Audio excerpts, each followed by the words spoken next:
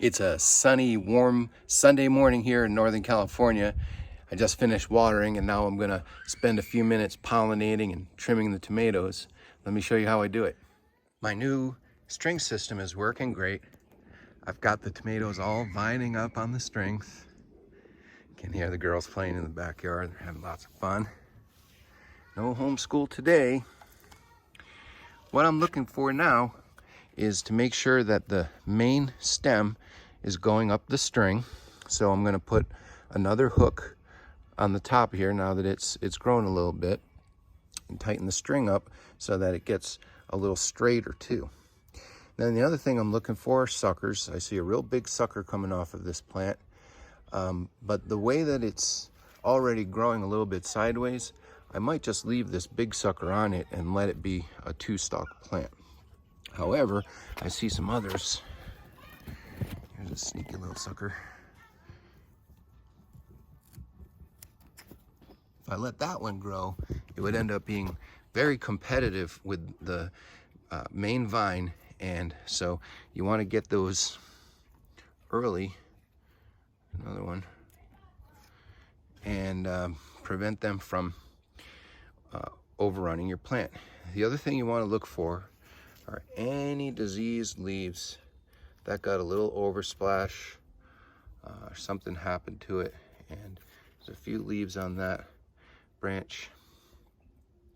So I'm going to lighten this whole sucker up a little bit by cutting that whole branch off, since it's got a few spots on it.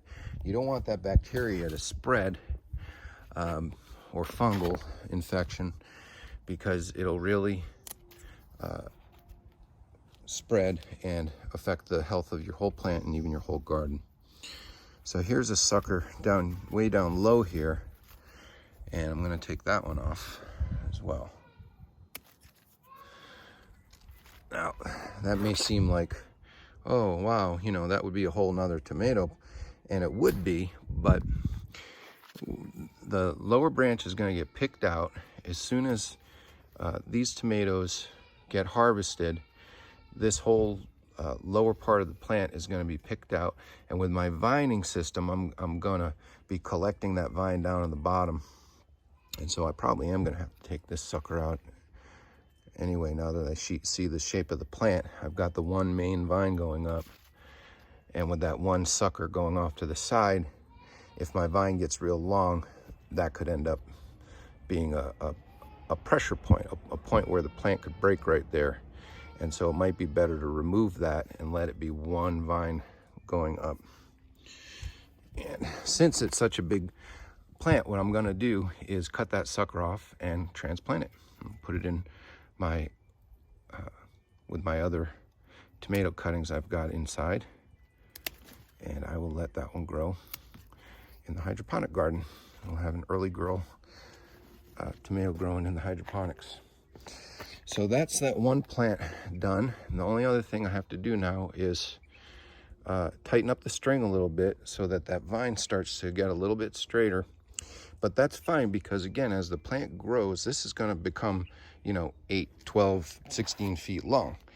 And as the plant grows and the bottom gets picked out, I'm going to let the vine go down, and if it gets long enough, it'll actually coil up. So having that round shape to the vine actually works out. And if you watch my videos of the hydroponic garden, you can see how I'm doing that indoors with the cucumbers and the cherry tomatoes.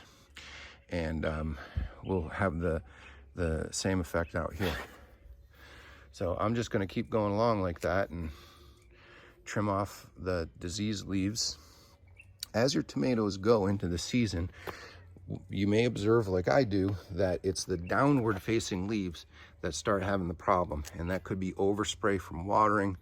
It could just be the age of the leaves.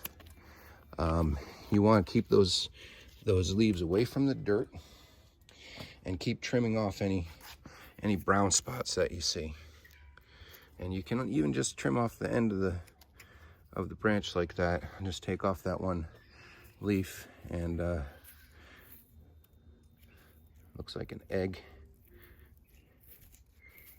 insect eggs. My wife's really good about going around and looking at the plant and keeping the bugs off. And then I make sure that they stay nice and tidy. So I'm just going to keep going around like that. And I've already done a bit of housekeeping, so there's not a lot to do. But I'm going to look for some of those downward facing leaves with brown spots and get rid of them, because trust me, that will just start spreading and spreading, and you'll say, oh, how the heck, it just started as a little spot. How did that kill my whole plant? How did that spread to my whole garden? You don't want to have an infection get out of hand, and that's what those spots are. They're the start of a bacterial or a fungal infection, and either of which, or a virus, but that's a little more rare. But any of those will have a bad impact on your plant.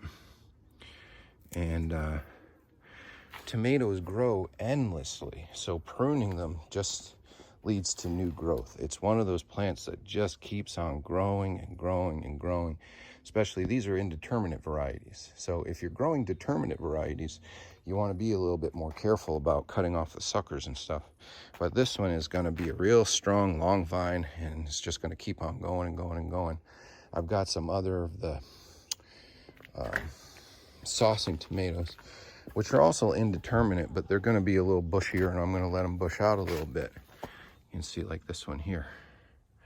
It's just a little bit more of a bushy plant. It's got more branches going in different directions, and so we're going to let it grow out a little bit like that, even though I'm still training that main vine.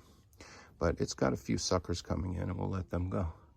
Here's one that's more of a single vine for quite a while, and then boom, boom, boom, the suckers start popping up on the top. So again, just for the variety of tomato that it is, I'm going to let it go a little bit and let them bush out a little bit more than I would with the then it comes to the individual plants. Here's a good example right here. Now this one really has grown like a Y, and so I'm going to let that one stay as a two vine plant. And what I'm actually going to do is get another string, so I'll treat it as two separate vines.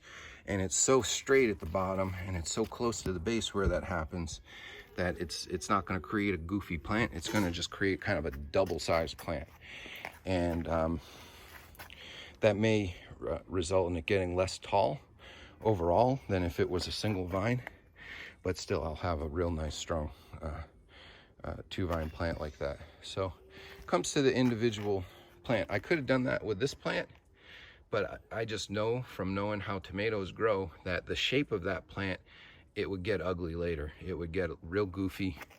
And this is one that if I just let it go, it's funny, this is the position too. Last year, the tomato that was in this spot also got real massive, and if I let it go, it would just get super, super wild. So I'm gonna keep this one at bay a little bit because it puts out a lot of suckers already.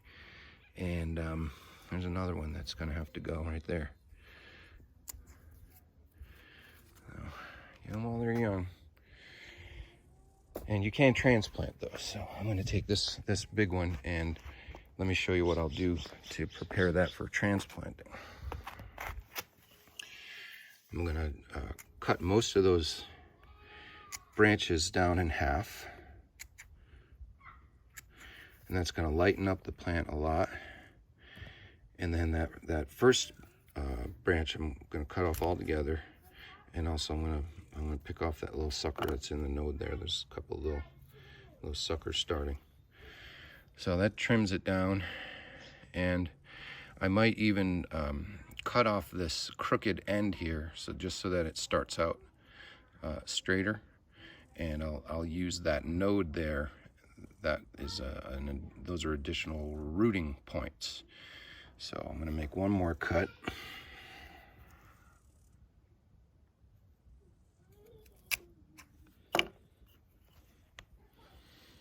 And there we go. Then I'll have to make one more cut, which is removing those flowers. Here's my little girl. She just turned 2 years old a couple of days ago. So I'll take off those flowers because that's just going to waste nutrition. What you want to just make sure with your suckers is that you have the leading vine because that's how they grow. They just keep letting that vine out longer and longer. So keep your leading vine, get rid of those little suckers in the crooks of the branches, and but leave the top alone. Leave that top alone, and that'll root right up. Don't forget to pollinate. Almost forgot. Here's how you do it. Just tap them. Just tap those baby flowers in the morning. You want to do it in the morning before the heat of the day. I need to start getting out a little earlier. It's already 11 here, and it's getting hot. Now, take care of those flowers, and if it's not windy, if it's windy, you don't have to worry about it. So for this part, I dipped the cut tomato plant in some rooting hormone. This is the Olivia's, which you leave it in there for 30 seconds or a minute, and it kind of, think about it like putting Neosporin on a cut. It kind of coats the cut tissues. And then that also moistens it a little bit so that I can liberally apply some mycorrhizals. It's a little fungus that helps the roots to grow. And I literally will just hold that kind of slimy stuff comes right off, and I actually learned this from the guys who make Great White.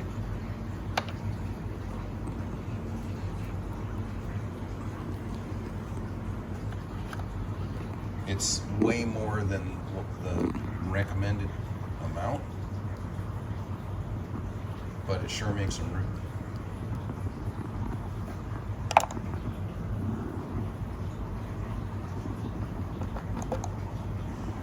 So just get that all the way around. Might as well, right?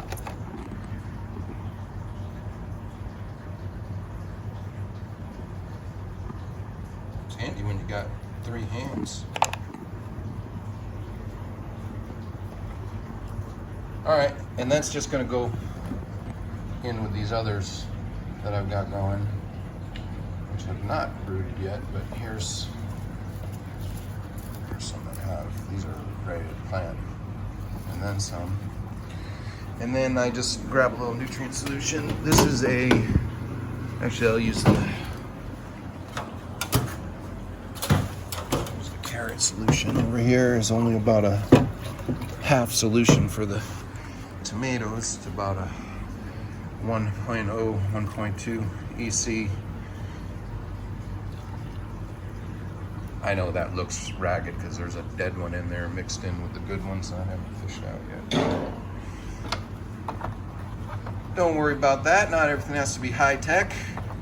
If you look at Mr. Crackey's video, his aren't too high tech either. And then before you know it, I'll have another beautiful tomato plant producing lots of fruit for my family. I've got space for one more, and that'll be it. Early Girl. Next to my 2 varieties of cherry tomatoes, as well as a Rebelski beefsteak tomato. Pretty nice mix.